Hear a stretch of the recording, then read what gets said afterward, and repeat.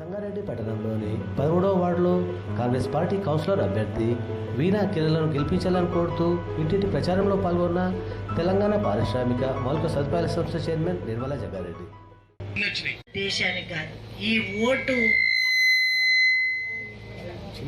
పక్క వార్డు కోసమే, వార్డులో ఉన్న ప్రజల కోసమే ఈ ఓటు. పార్టీ ఇప్పుడు అధికార పార్టీలో కాంగ్రెస్ పార్టీ ఉన్నది. మరి పెత్తనం ఎవరిది ఉంటే వాళ్ళనే నడుస్తుంది. ఇప్పుడు పెత్తనం అయితే కాంగ్రెస్ పార్టీ. ఇప్పుడు వేరే పార్టీలు ఎన్ని చెప్పినా మళ్ళా ఒకవేళ గెలిపిస్తే మా అధికారం లేదు కదా అని తప్పించుకుంటారు, కానీ మేము చేస్తామని దమ్ముతో చెప్పలేరు, చేయలేరు కూడా. వాళ్ళు ఒకవేళ గెలిచినా కాంగ్రెస్ పార్టీ ప్రభుత్వం దగ్గర పోలేరు, అడగలేరు. మళ్ళా కాంగ్రెస్ ప్రభుత్వం మీ ఆ క్యాండిడేట్ని పిలిచి నేను ఇస్తా చెయ్యి అని కూడా చెప్పదు. పొరపాటు జరుగుతుంది. ఇక మీరు అందరు కూడా అన్నీ తెలిసిన వాళ్ళే. మరి అన్న 3 ముక్కల్లో చెప్పేసిండు సమస్య.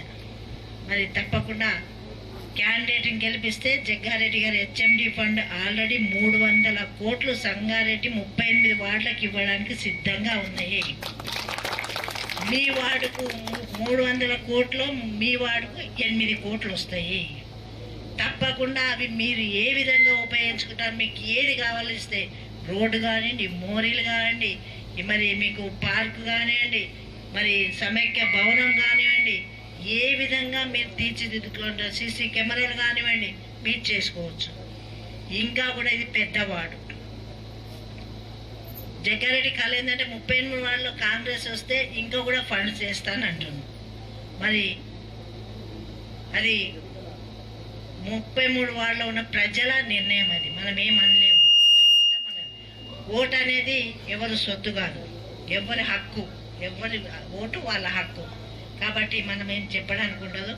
దయచేసి మరి 38 వార్డులో గెలిపిస్తే సంతోషం. లేదంటే ఎక్కడన్నా తేడా ఉన్న వార్డులో కాంగ్రెస్ పార్టీ అభ్యర్థి రాని వార్డులో ఆ ఫండ్ మరి ఇక్కడ వచ్చిన అభ్యర్థికి డైవర్ట్ చేస్తానని జగ్గారెడ్డి గారు చెప్పారు.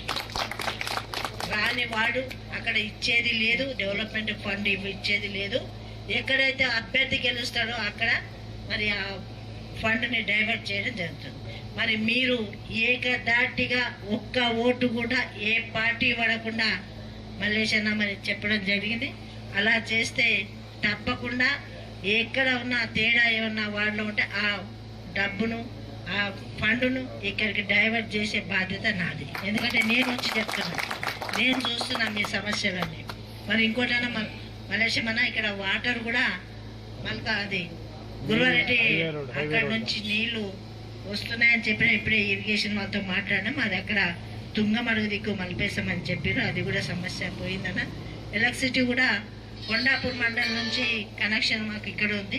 మరి టౌన్ది మార్చాలని కూడా చెప్పడం జరిగింది. టౌన్ కూడా ఇది టౌన్లోకి వచ్చింది కాబట్టి, అప్పుడు లేదు కాబట్టి ఆ విధంగా వచ్చింది.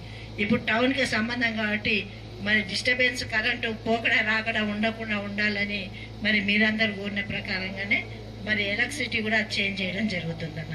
మరి మీ మాట మా మాట ఒక్కటిగా ఉండాలని కోరుకుంటూ సెలవు తీసుకుంటాను. మరి నేను ఆర్డీఓ మీరు ఎవరన్నా వెళ్ళి మహేందర్ చెప్పడం జరిగింది, లెటర్ ఇస్తే ఆర్డీఓ గారు ఇక్కడ ఒక షాప్ కాంగ్రెస్ పార్టీ నుంచి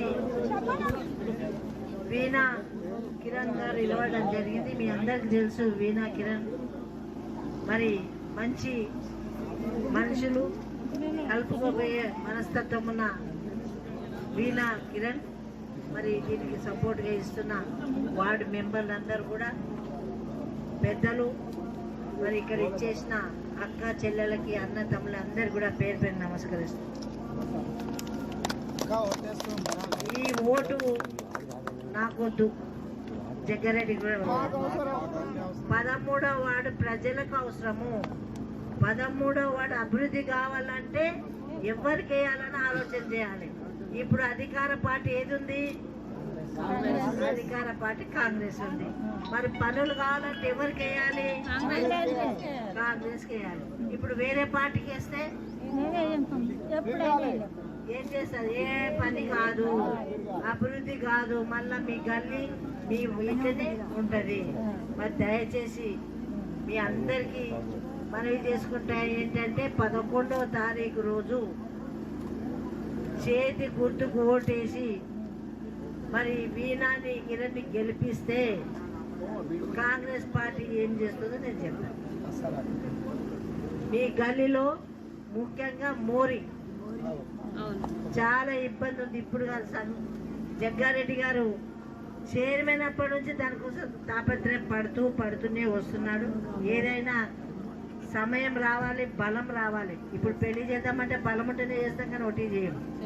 మరి ఇప్పుడు బలం వచ్చింది, ఆ రోడ్డుకి కానీ ఆ మోరికి కానీ ఇప్పుడు బలం వచ్చింది కాబట్టి ఆ రోడ్డు ఇక్కడ నుంచి మెయిన్ రోడ్డుకు మల్కాపూర్ వరకు కూడా రోడ్ అవుతుంది. ఆల్రెడీ పనులు స్టార్ట్ చేసిండ్రు, అది అయిపోతుంది. పక్కన రోడ్ మరి మోరి ఉంది.